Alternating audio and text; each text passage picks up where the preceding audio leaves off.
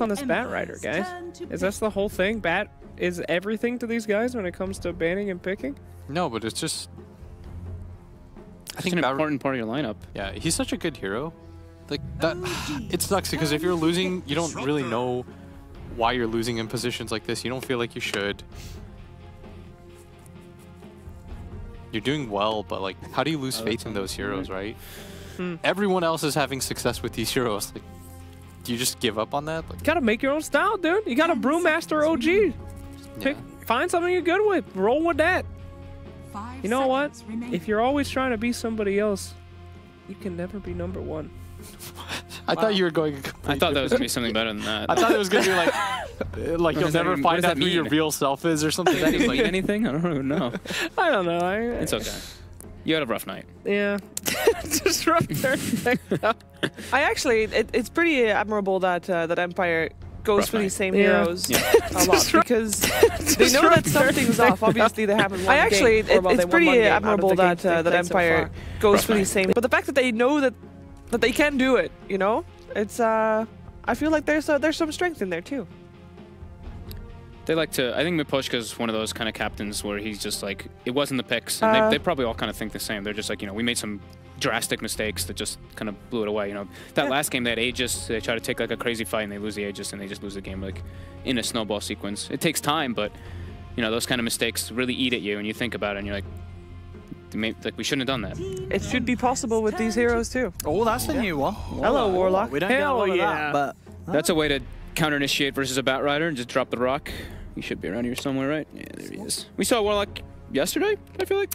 Did we? No, it wasn't yesterday. We didn't. I think did we mention No. I think I was looking at a different region. Yeah, but no, a hero that gets utilized a lot, but obviously, well, it can be great for the team fight with the Spirit. I mean, even with the overwhelming odds from the Legion, it can do a lot of damage that in Fatal Bonds. Fatal Bonds with those is quite nice. The Disruptor, I mean, this is the CIS here. We didn't really touch on it too much, but it's really good with the Bat. They can drag into the Silence. They can also silence the Legion Commander as they drag somebody else so they can't press him off. But now there's, you know, the Warlock comes out, so it can throw another wrench into the plays, and wonder how Empire's going to adjust for this one.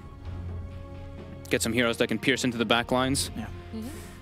And I think with the Warlock pick now as well, that sort of goes more on why they banned the Silence. You know, obviously for the Bat thing, but if they wanted to any sort of lineup where it's relying on something like the Celtic offering, you're going to just want to take the Silencer out anyway. Yeah. So, Silencer ban making a bit more sense now.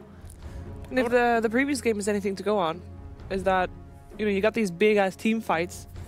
Warlock's going to be a good one to have to make the make the fight go your way. I love this hero. Go, Fog, go! All right, all you, Fog. I love this hero. That's it. That's all I want to say. Come on, dude. Why is he good here? Why pick Pugna? It's just an amazing hero. I don't know. You're the worst, dude. It's an amazing hero, dude. It does so much damage. It's just super annoying. Decrepify versus Legion Commander. Yeah. It's like everything about it is so strong. Now they have like severe damage to work with the lasso, and also they have. I had another point with this. I don't remember what it was, but I'll think about it in a second. It's okay. You just love Pugna. Not building pusher. He always just. We'll take buildings no matter what. If you win fights, you're gonna take something out of him, getting a big objective from him. But yeah, I just love that hero. Yeah, he's great. He has a lot of different ways that he can approach, and he's a flexible one, you know? If you need some push, he's there, but if you need some murder, he can also work on that one too. So and saves too. Thing is that he's in a weird position right now. I think I've only seen the Pugna being played in the I actually think I've seen it being played like offlane mostly. I've seen a couple mid. So I'm actually gonna keep him mid, but it's a little, I don't know. That's the one thing that's a little thrown off from where I've seen him being played. Was Empire second pick last game? Empire was first pick last game. Huh. And second pick this game. So if you're second pick, that's kind of weird that they choose their mid right in a row like that. That's what I was thinking about right now. That's why I'm like I want to put it mid right now, but I'm like I feel like it's gonna be like a safe thing Pugna or something this time around. Yeah, like the benefit is usually that. Oh, my bad. I didn't even see the benefit normally in that position. Since I should probably elaborate, is if you're second pick, right, you get to see the enemy mid hero, and then you can get this like really solid overall matchup. But it's like if you're really set on the Pugna, if you're second pick, you're also last pick. Yeah, exactly. And so generally, what ends up happening is you want to see what the enemy mid is, and so that way, it doesn't just fit the game flow, but like you get to see the entire lineup. You can counter it. Yeah, you get to stomp it. But that means like whatever carry pick that you have to do here has to just like straight up win you the game.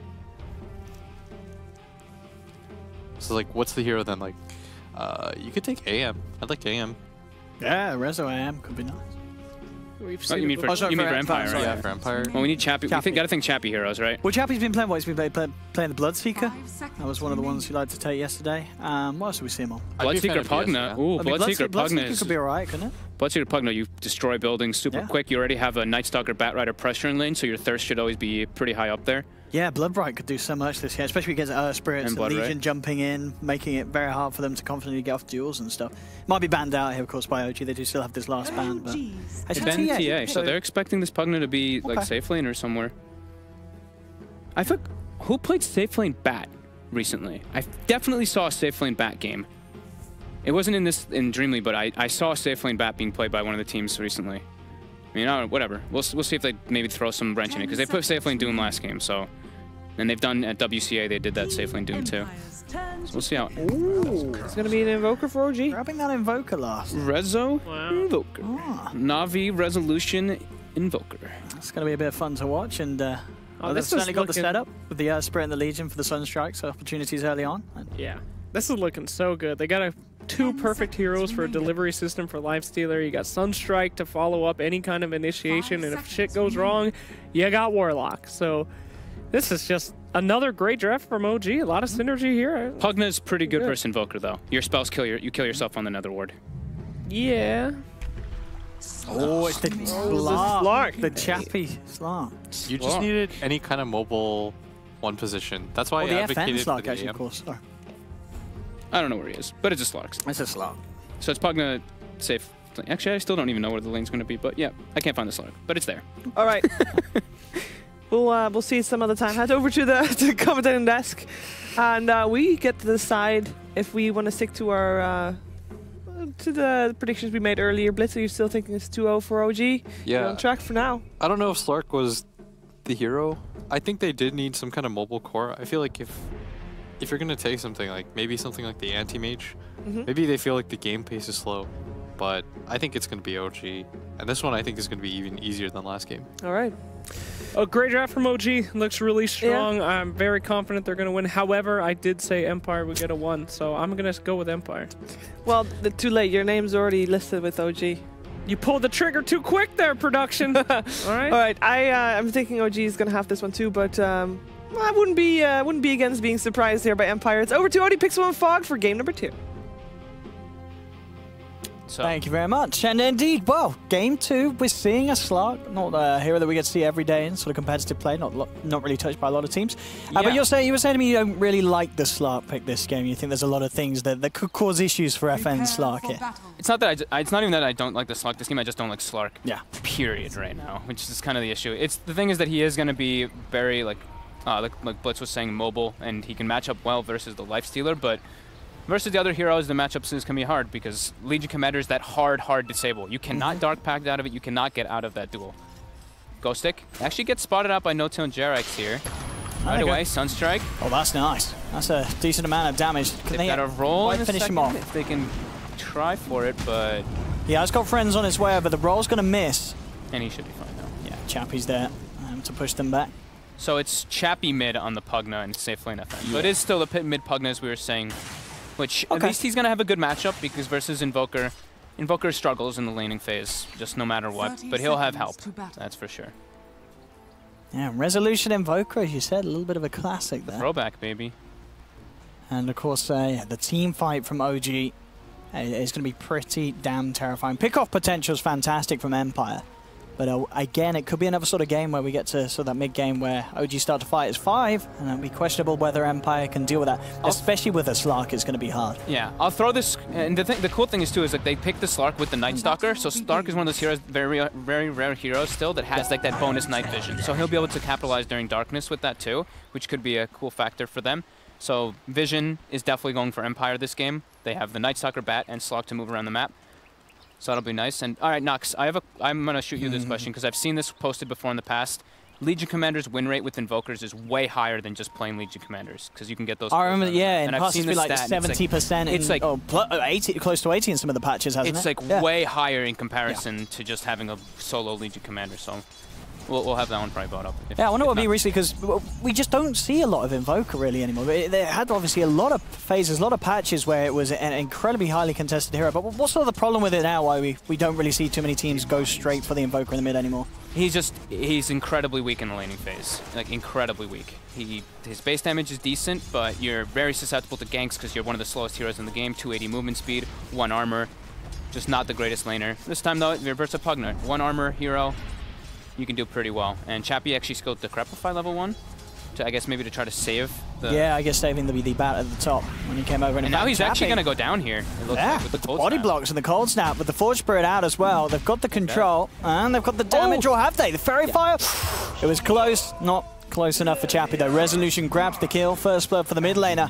Much better versus the Pugna, because low armor hero, you get the couple armor stacks from the Forge Spirit, and like that, Jarex rolls in. The Decrepify was used aggressively, so he wasn't able to decrep him to block the cold snap hits. So already OG off to a great start. And in order to ensure that Legion Commander has a good game, and because they usually tend to sack no-tail, they're putting like dual / even tri-lane now coming down to pressure Slark. And if they do this, you know, Vanscore's actually looks like he might go down here from a couple more right clicks, 1 more hit.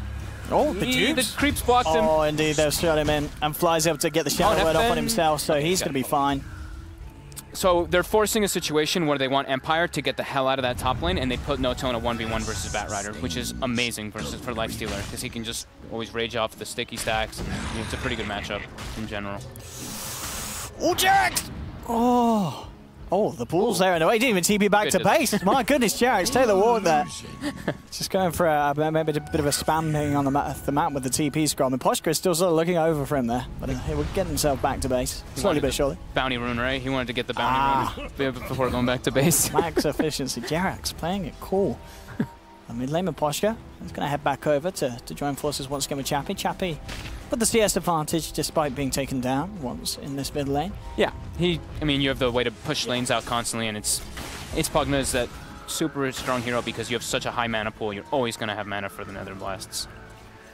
But, I mean, Rezo got a kill, and he's still ahead of him by a good margin, even though that because of the first blood.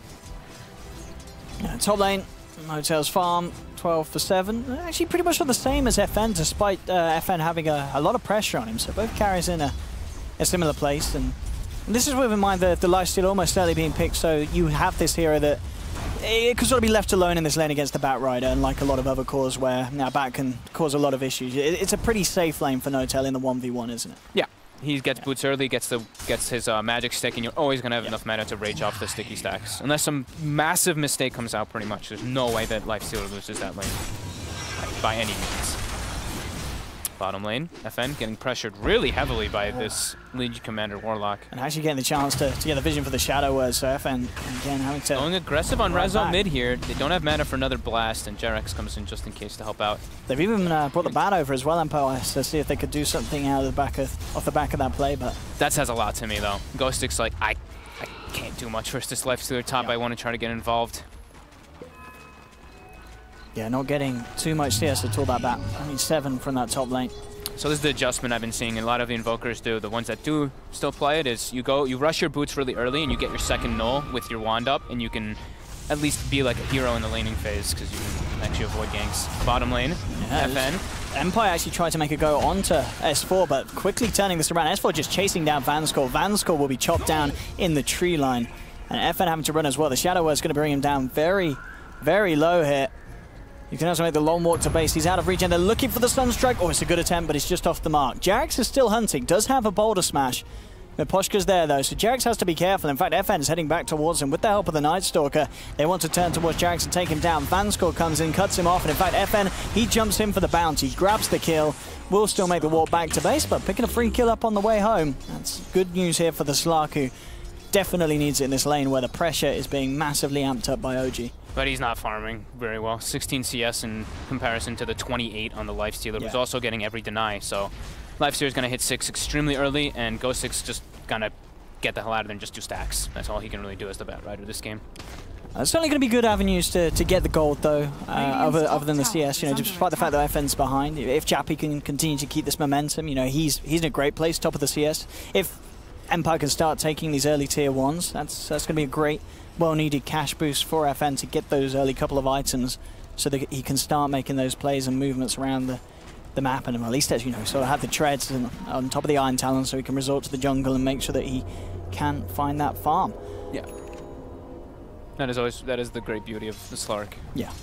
You always have that catch-up mechanic. Jerax trying to get some levels now. Same thing with Fly. You know, that's the one thing that happens when you do run those kind of like aggro tri-lane things, is your supports tend to start getting a little bit under-leveled, so they have to find their ways to get themselves that experience. It's down bottom there. Empire trying to do something about S4. You got the wraparound from Eposhka. S4 pretty damn speedy though with the phase boots. FN will manage to catch him though with the jump. Vounscore lays down the kinetic field. It's going to be very hard for S4 to get himself out of here. Glimpse back as well. He's so damn speedy though. That 3-man overwhelming odds. Oh, he is out of there. Zipping away from Empire, and despite the large amount of control that those heroes have between them, it just wasn't enough despite it all being thrown down. Oh, mid lane, they got a nice little, they got an invis rune and he is infested. That is the beautiful jump if he could get it. At the moment, Chappie playing it safe though on the Pugna, backs up. We'll see how long Jerax wants to stick around to try for this, but yeah, in fact, Chappie's gone straight back over to the Creek camps. Jerax is going to have to come in deep for this. See the skill build coming out from Jerax too. He went the 1-1-1 build because he needs the silence to deal with that Decrepify. Let's see how they can go apart about this. Chappie, full health. Do they have the control? Oh, the Sunstrike's actually off the mark. And Chappie's going to get the chance to decrep. No-Tail sticking around for this. There's backup coming in for Chappie. In fact, with the kinetic field, Chappie's fine. Yeah, that movement speed on Pugna is absurd. 380 with boots. Just a little bit off the mark there. They tried to go for the Sunstrike connection, but Rezo a little off point. They're misjudging it. And that extra bit of damage being lost meant that they don't get the kill. And that is a hefty bit of time wasted for the Lifestealer, which is a shame because, you know, No-Tail, he was in a great place. He is ahead. He doesn't want to sort of get the chance for FN to catch up in farming, but any time spent looking for those sort of ganks that aren't successful is going to be time that FN can close that net worth gap. Yeah. That's the one situation where it's like, you know, he has the silence on their spirit, but maybe that extra 0.5 second stun could have gotten them the Sunstrike. Maybe the open, like, you know, just... It's kind of what happens sometimes, so, but it's not like it's a big mistake. It's just some slow, just a slow little thing. And now Chappie actually mid, very far up. Jerax very quick with the silence. Shadow words there. Decrepify's going to buy him some time. Just get the 3-man blast, but immediately the smash comes through from Jerax. And Chappie cannot drain his way out of there. And here we go. So here's the Invoker and Legion win rates over time. 7.05, yeah. That was the big patch, wasn't it? Look at that, 76%. Yeah, that was the big patch. But recently, yeah, recently 20%. It's just, it doesn't get through a lot because, as we say, we just don't see a lot of Invoker. Yeah. So obviously much less so Invoker with Legion, especially with a lot of the times with the popularity of Bat still and such. Legion herself doesn't really get the chance to come through that often. Yeah, I remember looking at the stats and it was like Invoker had low win rate, Legion had low win rate, but then when they were together, it was like, yeah, very nice. Getting that pick-off potential globally is always nice, that extra damage that Legion usually is lacking in his duel. FN gets 6, so he can now actually sustain in that bottom lane constantly. There's No-Tail actually playing incredibly aggressively down here. He is going to jump himself into Empire's creep and ride the wave back to safety. Tier 1 on this top lane looking very low as well. Yep. Got a lot of damage there on it. We'll jump back out. Go stick him with Poshka with eyes on him, but he's a very hard catch to get, especially in lane. Chappie again. Sunstrike on the mark with the cold snap. No-Tail TP's in too. The decrep, the blast, the drain. Rezo's going for the deny. He gets it, and Chappie should be safe here. Got backup on the way. Yeah, Poshka is there. Looking to slow down No-Tail. No-Tail a little on the mana. S4 coming forward. Not got the mana for the duel, but he'll be silenced nonetheless by Poshka. In fact, it's going to be the catch there from the bat as Ghostic comes in with the lasso. No-Tail did get the rage off in time.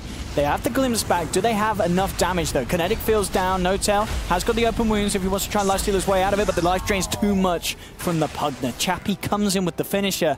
And again, No-Tail with these movements that they are costing him slowly but surely. Look at this now. FN now are the same net worth as this Lifestealer because a lot of time is being wasted by these movements from OG where they're not always getting No-Tail involved in the kills. And in situations like that, he's losing his life himself. Yeah, Rezo's got his Midas at least now, so he's doing quite well. He lost his tower though. That's also the big thing is like Invoker, you go to the jungle maybe for like a couple seconds, like maybe like 30 seconds, 40 seconds, your tower's already gone to that Pugna because of the Nether Blast. So we're gonna watch Chappie make his way toward the top lane, take that safe lane tower. Hopefully, I want to see the rest of it, a couple more of his teammates actually move with him. to ensure that he doesn't just die, but it looks like OG actually has no interest in even going toward that safe lane. We'll see if they do change things up soon. I mean, obviously with this pace that they have at the moment, Resolution still looking to be in a very solid position with the farm on this Invoker. You know, Midas was there in good time. Double null, as you say, with the build that some Invokers are opting for. And with the range drop, he's quite hard to bring down. Yeah, if he remains safe. And he's going to remain on his half of the map for the most part. Indeed, just farming up towards that Aghanim, so it'll always be a hard catch for Empire. He does the nice skill build too, because the level 1 Wex is usually pretty underwhelming. Getting that 2-point in Wex is very nice, and with 3 plus, you get the nice lift time on your Tornado once you get your Aghanims, etc. I mean, those are just for very little specific, intricate things on Invoker if you play the hero a lot. Radiant's bottom tower No top bottom, at least going to be trying for a trade while they lose the top tower to the Pugna. S4 is trying to get a set up here, but he gets spotted, it looked like, by Ghost Stick for a moment. Radiant's bottom tower is under attack. Closing in on that Dagger S4, 1800 at the moment on the Legion Commander. And as you about the same time as earlier, you know, once he has that, having that sort of hard lockdown onto FN can definitely set up easy kills for OG. One of the nightmares for a Slark. Yeah, and that Legion with the blink. Maybe if he's in the perfect position as well, he can get the, press the attack on the lassos when it does start to happen. Notel though, very underfarmed. He does not even have the armlet yet, and it's 12 minutes in. And that was, that was pretty much a solo safe lane lifestealer in a way. Chappie hits level 10, one of the really big important ones for Pugna as well. You get that bonus health, and he's got Veil finish too, so he's quite a threatening force on that Pugna. With the 4-4 build that we've been seeing from majority of players, you don't even get the 1 value point in Another War till later. Just the amount of damage that comes out from Veil, Decrepify Blast, it's like over 550 damage per blast. And Poshka very deep at the moment in the jungle. They do have the Observer Ward down as well, but just getting some intel for the side. Vanscore down bottom, eyeing up Jerax. He's trying to soak up some XP at the moment, already a lot that he can do on his own, as this Disruptor still just level 4, of course. And all these supports really looking for the 6s. They managed to do it over the side of OG. They've got Chaotic Offering and Magnetize ready to go for the next team fight. Yeah, but no Static Storm quite yet. It's nearly there. They're both 6 though, yeah. It's pretty impressive. The Jerax almost 7 even. And yeah, Night Stalker's 6, but Disruptor, even with the Tome, is not 6 yet. Ghost Stick Blink finished. Everyone's sitting right behind Resolution. Look at this though. They're expecting this gank. This could be an they want to go themselves, I think, with the S4 Blink. Empire, I don't think they go as soon as they see Legion. Oh, Ghost Stick jumps in, Silence does come out onto the 2 of them. Chaotic Offering dropped down, Fatal Bonds is good, connects onto 3 of them. Empire being forced back, Jerax rolls forward, looking for Chappie, keeps the Magnetize going, Notel closing in, has the open wounds down onto Chappie, Chappie gets the chance to get the Decrep off. S4 goes for the duel, it doesn't matter that he can't hit him with the physical, as the magic's enough, they bring down both of them. Chappie and FN knocked to the ground. Bonus dual damage is there for S4. They'll push down the mid lane as well with the Chaotic Offering. And it was just a very unfortunate time there for Empire to look to fight. It was exactly at the same moment when OG themselves, they were ready to go. I feel like as soon as he Fireflies and he saw that Legion there, that's when you just are like, never mind, we know that they're all going to be gathered around there. Because he definitely catches vision, because he goes for the Legion, see? So I feel like that was like Empire being a little bit overzealous with the play, just because they wanted to so badly. Because look, Disruptor's not 6, he's not even in the vicinity. And they kind of, usually should probably expect that that's going to be a 5v5 engagement if you see 2 or 3 heroes as a Bat Rider when you Firefly over. So a little bit of a, I would say, over-ambitious play coming out for them there once they see heroes. But at least now, they still have the lasso, they can go for it again. They know the Chaotic Offering's down, they know Magnetize is down. And we're seeing that potentially as well, one of the problems with maybe one of the answers that Empire may have felt that they had for the duel. You know, Decrepified, it doesn't really matter too much because OG, they have a hefty amount of magical to come through with the Warlock, the Invoker, and the Earth Spirit. That Decrepify is probably not going to mean that you survive during that duel. No, definitely not. And Rezo's gonna have Aghanims any moment now, which is like beautiful timing. It's like 16 minutes with your Boots, Midas, and Aghanims is like a little bit faster than you want, and yeah, he's gonna have it perfect timing, so really good for him. 2-0 and 1, 100 CS, love and life. Yeah, Empire though, keeping the pressure up on top. FN still at 1k away from having the Shadow Blade. It's such a slow pace hero. It really is. Even when he has the Shadow Blade, you're sort of looking at it like a game like this, and what does it sort of offer him? Maybe he gets out of a fight, manages to sort of slink away, but in terms of getting in, you know, he is not going to have the damage on his own, and getting involved in the fights, even with a Shadow Blade leading, there's so much AoE control, so many things that are going to get thrown down in response that this game, as like a lot of the games at the moment in competitive play, is just, it's not a pretty game for a Slark. But we'll see what FN can pull out, and maybe gets the Shadow Blade, does continue to just use it to put the split push pressure on, keep OG, you know, sort of split up across the map, trying to deal with his slipperiness and works towards his next big item before they really get stuck in. They've got the ward on Fly. They actually catch him right away. JerAx considering to go, but decides, never mind. We see all of Empire.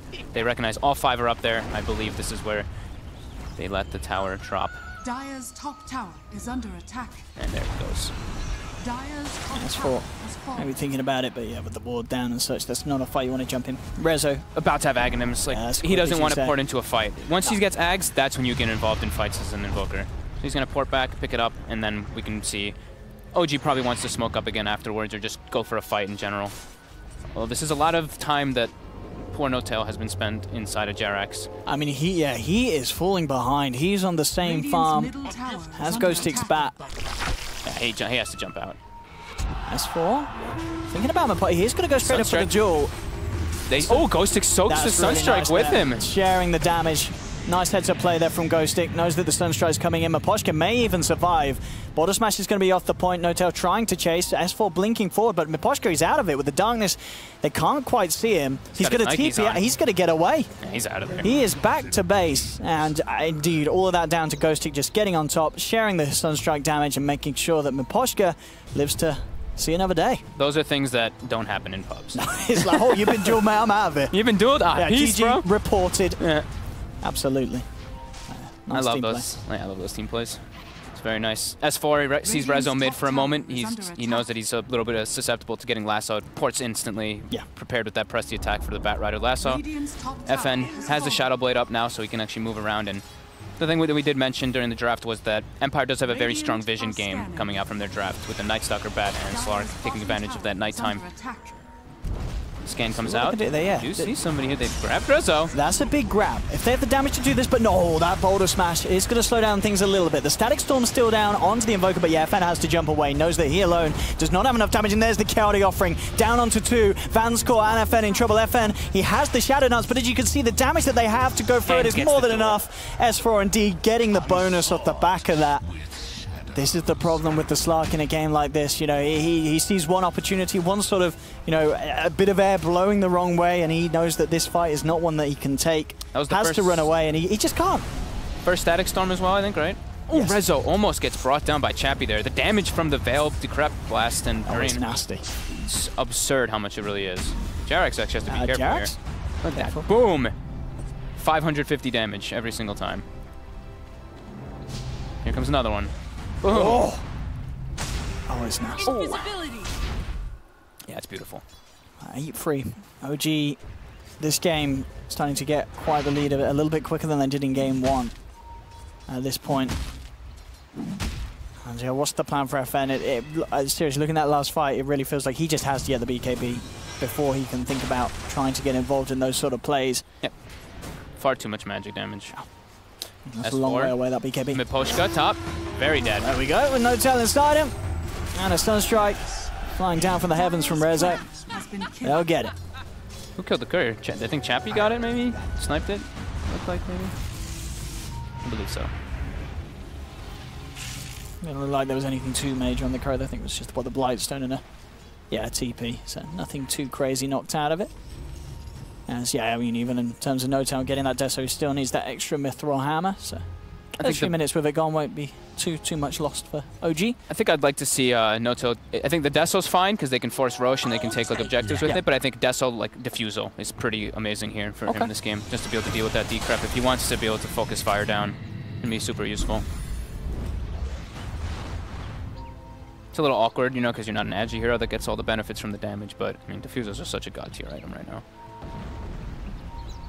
Yeah, in terms of the way that this game's going, I think Empire, you know, they are going to be relying a lot on Chappie to do the work in these fights. He's halfway towards his Aghanims. The Pugner, you know, if we saw down bottom, still can do an absolute insane amount of damage if the control's there from his teammates. But it's just awkward, right? Like when you see like this Pugna picked 4th and like the heroes that they had, usually you want to see Pugna with a lineup that can group up and you kind of go for that push and you group around that Pugna ward and it's like, okay, well they can't really challenge us. This one it's like Empire has like a very split pushy catching lineup that they want to do with the Batrider, Nightstalker, Slark, and then this Pugna wants to siege tower, so it's like it's a little awkward, I feel like. Yeah, very hard to get now they're job done for Empire. At least they can take advantage of the nighttime though, right? When it's night, they can group up and they can go for those type of sieges. So now they're taking out this last tier 1 finally. 20 minutes. As for now, with the Blade Mail, Jarax has completed the Blink Dagger for Earth Spirit. So baby. A lot of big items on OG, a lot of catch potential, and a lot of counter initiation as well if this bat tries to make a play. We've got the bots Aghanims now too on the resolution, so he can always get involved in the fights, and he will also be building toward the BKB. He's definitely played this Pugna Invoker matchup, because you kill, like I was saying during the draft, you kill yourself on the ward in those fights if it's down. So with the BKB, you completely nullify that, and majority of Empire's damage, besides the Slark, it's all magical, so absolutely makes sense. Especially when you've got a lineup sort of with these 3 melee heroes, you can't really offer too much in terms of focusing, prioritizing, taking down the ward. It's not too easy in the team fights. No, it's usually hidden in a tree because he has Aether Lens, so he has the cast strength bonus. You can hide it in places. So. Fly, getting some very deep aggressive wards down. Ooh, FM would be a lovely catch. He's going to head over here.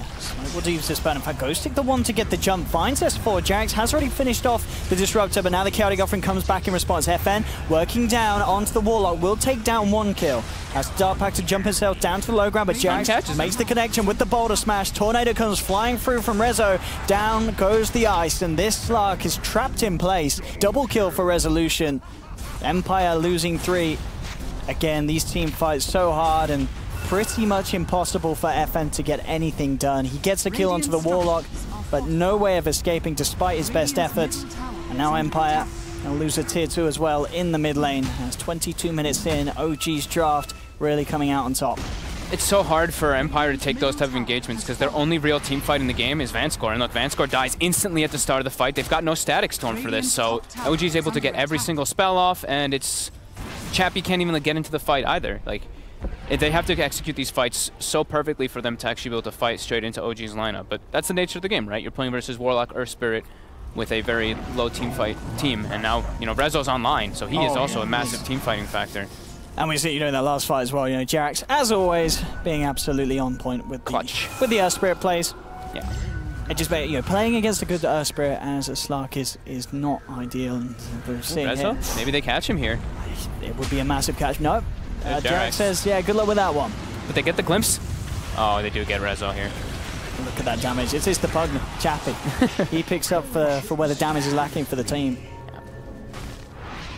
And that, that certainly is refreshing for Empire, knowing that they can still get these big kills, but I mean, look how much they get from that so one hard kill. To do. 1,000 gold change, 2,100 experience. It's pretty enormous when they kill that level 17 Invoker. And to be fair with sort of the Warlock pickoff and FN continuing to get the farm despite the odds, he's still ahead of No-Tail's Lifestealer, and he is very close to having that BKB. Yeah. And for sure, once the BKB's there, if he gets it out at a good time of the fight, it's very hard for OG to get him. Sure, they still have the hard lockdown from the duel and such. But if that BKB is off before, even if the duel comes through, maybe they don't even have the damage to bring him out, as long as the rest of Empire can keep the team off that slot. They're ready to go. Jarax, remember, he has that Blink Dagger. That instant stun could be a big problem if they're able to get it up for Dark Pact. But yeah, they recognize the darkness is popped. Miposhka scouts them out, and he does not want to fight into this yet.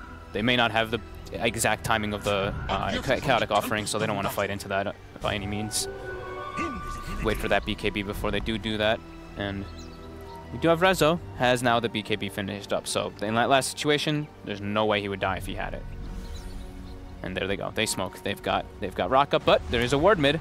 So that was actually spotted by Empire. So they are going to be wary that this smoke is going on. And OG actually makes them way into the pit. Desolator was just picked up, as we mentioned.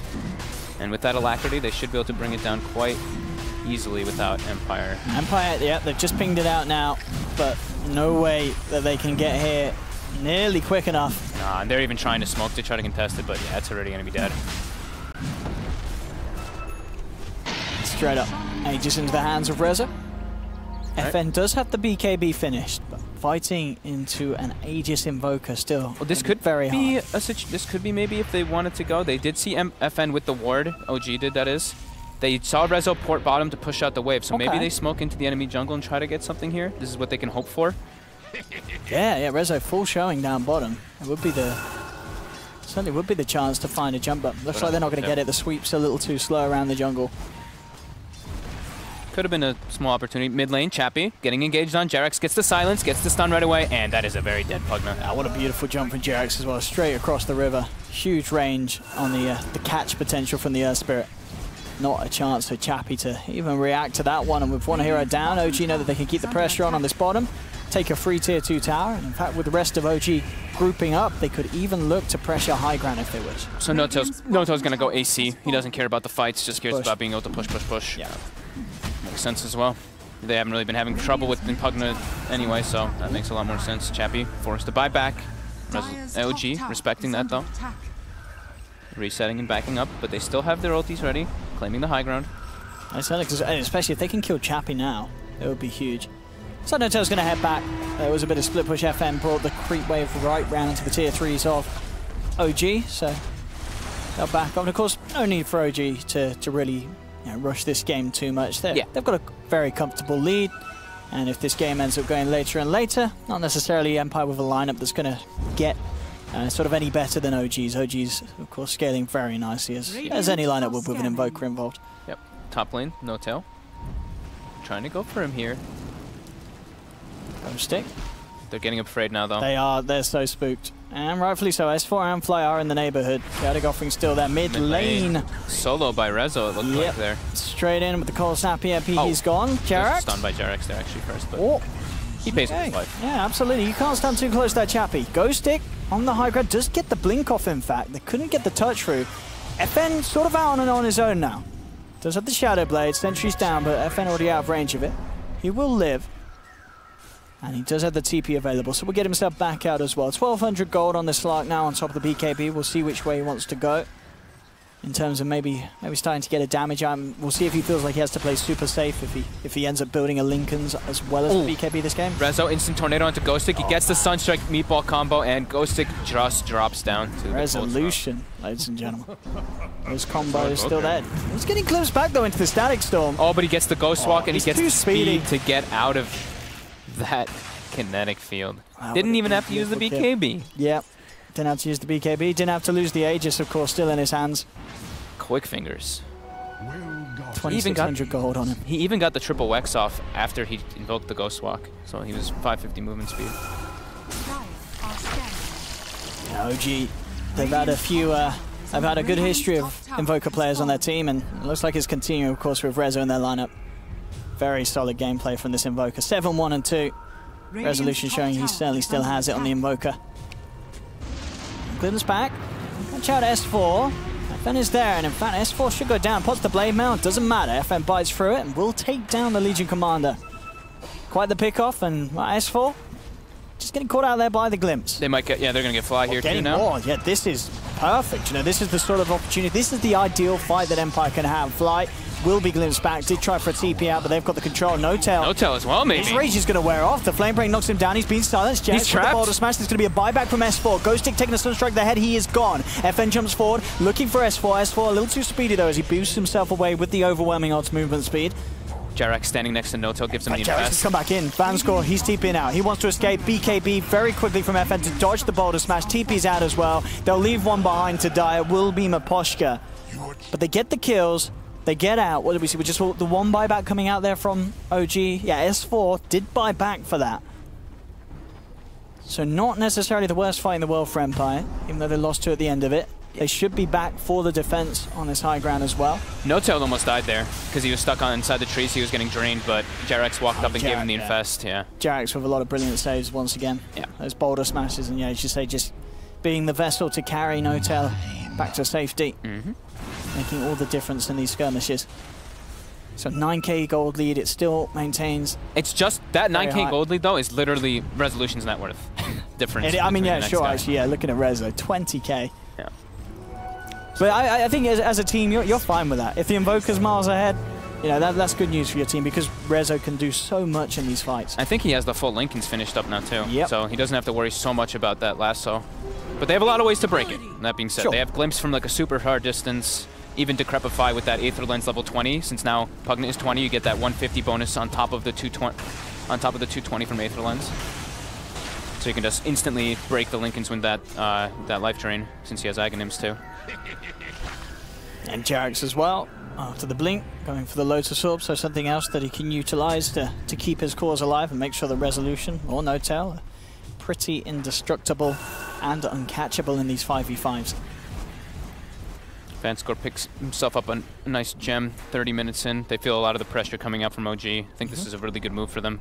Taking a look at the wards, they're getting heavily dewarded and just outmaneuvered around the map a bit. And Vanscore's got to be careful. Is he going to get spells down in time? There's the silence immediately though from Jarex. Jumping from Ghostic. Does manage to get the lasso off onto Fly, but it's purged off. Static Storm's down. It's only going to hold back one of them. Fly, he is the big one to catch though. They don't have to worry about the Chaotic Offering because this fight, the Warlock's already gone. Jarex rolls up to the high ground, but FN pounces up after him. Takes down the Earth Spirit. It's going to be OG losing to Rezo. Decrepified, quickly pots the BKB. Cold Snap down onto Ghostic. Now turns his attention towards Miposhku's being jeweled up. They try and keep him alive with the drain from Chappie, but it's not enough. FN, though, with the BKB picking off the backliners one after another, does get the double kill. Ghostic jumps forward, has the control for S4. S4 trying to run himself away, but FN and Chappie, they're looking for the chase. Falls forward onto FN to allow him to close the gap. Jumps in, grabs S4, takes another. Empire get 4 kills.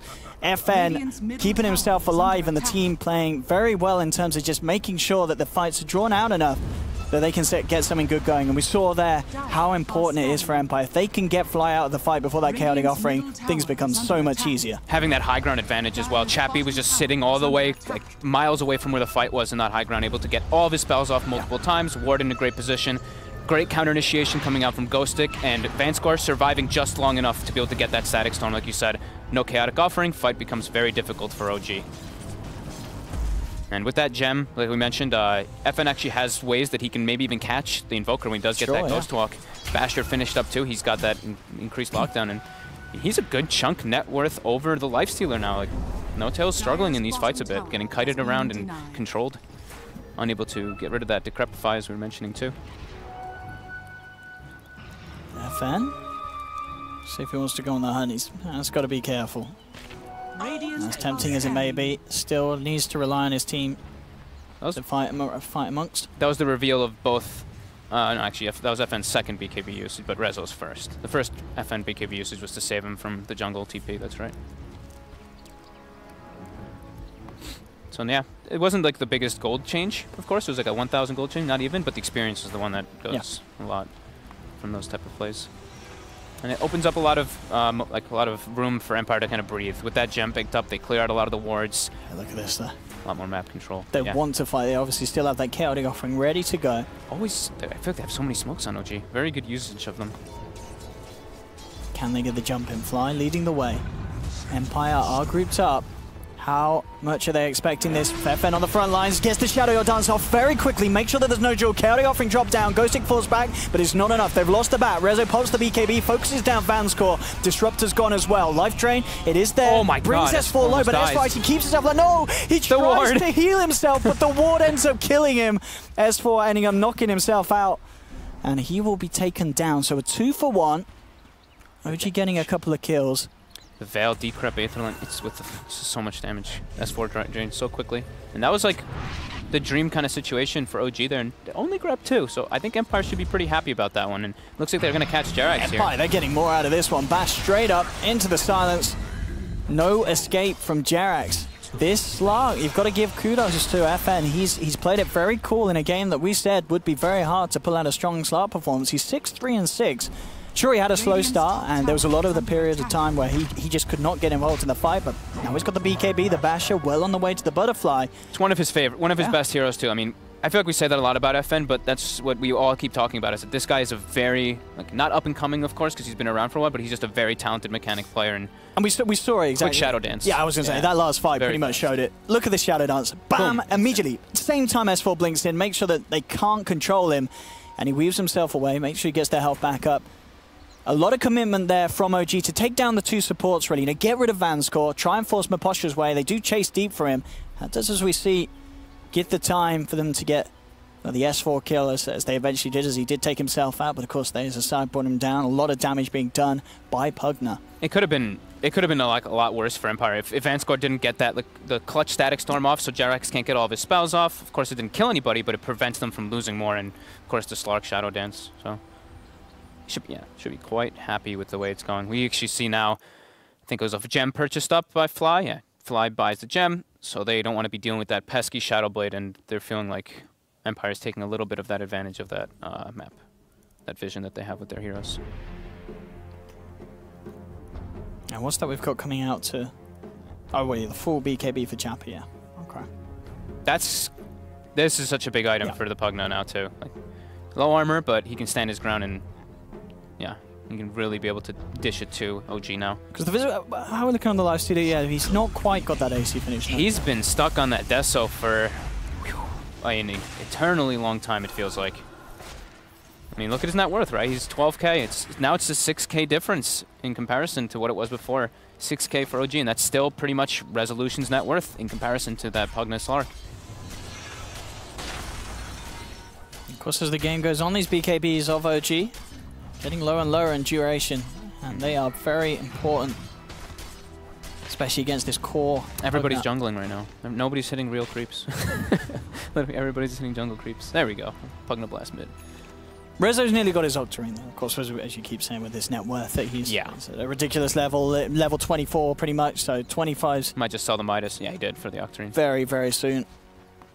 And it's, you know, an Invoker in a game like this, yeah, he can do so much. He can easily control the entire team fight if he gets the right angles, and he's got a great lineup to set it up. Jerax, of course, on the Earth Spirit, finding some fantastic openings for Resolution to follow up. Once those BKBs start ticking down, that's where Rezo just starts going more and more berserk, and he's...